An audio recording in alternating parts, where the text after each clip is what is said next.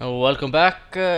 This is HDpolarbear, your king and savior, of course, bringing you game number 2 between Luffy and the Muslim. If you haven't seen game number 1, then go watch that. Do not watch this game any further. I will say who is the victory in game number 1. So go check that out. So I assume if you're still here, you have seen game number 1 and you know that the Muslim just got pounded by Luffy. Luffy just dominated him in the map was a scrap station, but now this map is Delta Quadrant, and the Muslim, I'm hoping he will perform a bit better because he is the favorite player. He is ranked 28 against Luffy. Luffy is only ranked 194, so almost the one. There's a huge difference.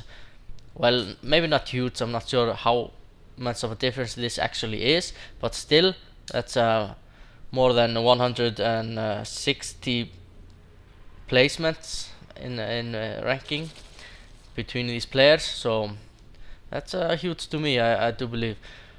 So let's look at what the Muslim is going to do to to make us Terran players proud, and I do hope that he demolishes this Zerg player, because no Zerg should be allowed to win against Terran. That's just not permitted in Starcraft2, and we see that the Muslim is just mocking the Zerg player Luffy with good luck, have fun. Of course, there's no luck in Starcraft2. It's all about having fun. Of course, you can see Engineering Bay almost being completed at the natural. So it seems that the Terran player, of course, wants to get some imp upgrades ASAP. No, probably not. He just wanted to stop the 14 hats, just stopping it and delaying it by building this engineering bay here. So the Muslim trying to be as annoying as he can.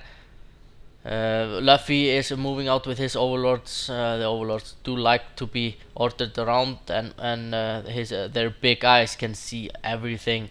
Nothing will get past these overlords once they're in range. So we see that the Muslim has blocked off his ramp. I'm not sure. Well, I'm pretty sure that this is the standard, and then he will probably go for some kind of tack lab or something and move this barrack and use the tack lab as a block. But I do believe that this is a bit weak. If the opponent Zerg goes for the banelings, he can break this wall easily without much trouble. Let's look at only one gas for the Muslim, so he's going for the second barracks.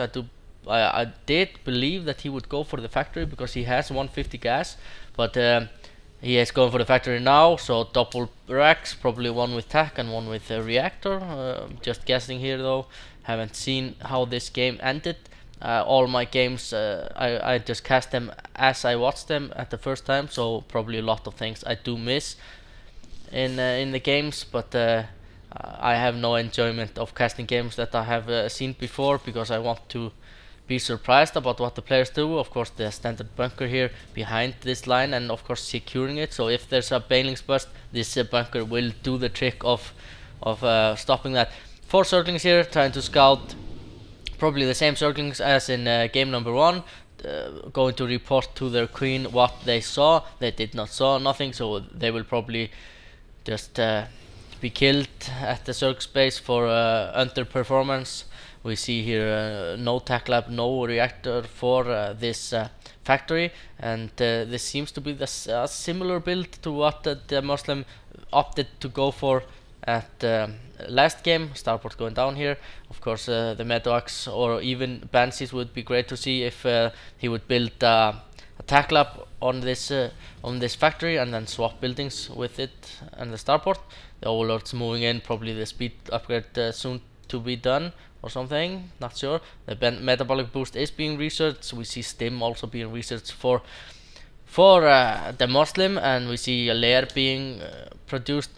Are they both going for the same build? That's just not cool. I do not. That's like watching the same game just in a different map. If they're going for the exactly same build, and of course, if they're going for the exact same build, then the exact same results will be displayed, and that is that the Muslim will get humiliated and stomped on by this Zerg player here.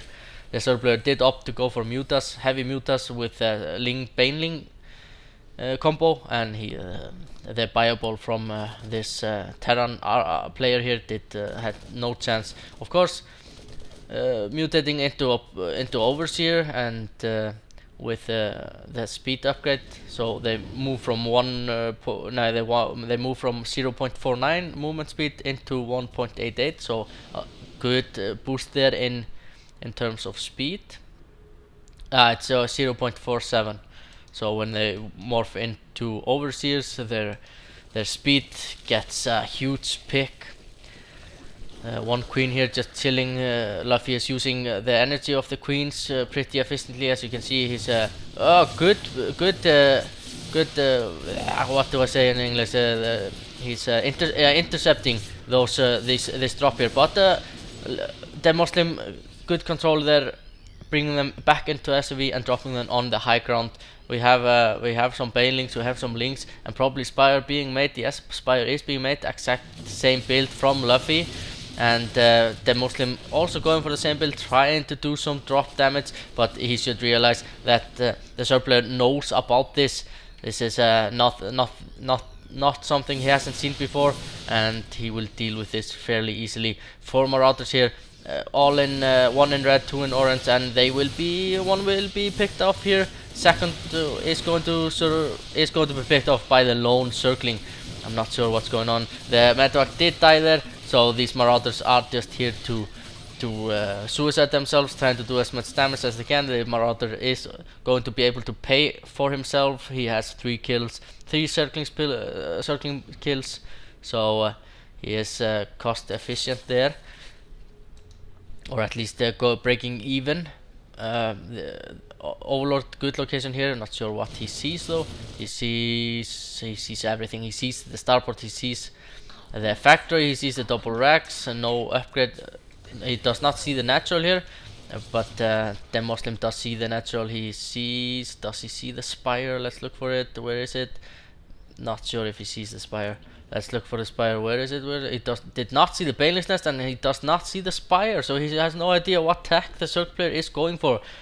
The Zerg player should keep spreading the creep and towards this Selnaka tower and even further, but as you can see, Mutas in play for the Zerg player, Luffy, and only Marines and Marauders for the Muslim, and this is just the same stuff we saw in game number 1. So I'm a bit disappointed with this game here. I do believe that if you're competing in a tournament, you're not going to go, if you lose a game, you're not going to go for the exact same build in the second game as well, because your opponent will be able to scout that out soon, and then he knows your next steps in that build.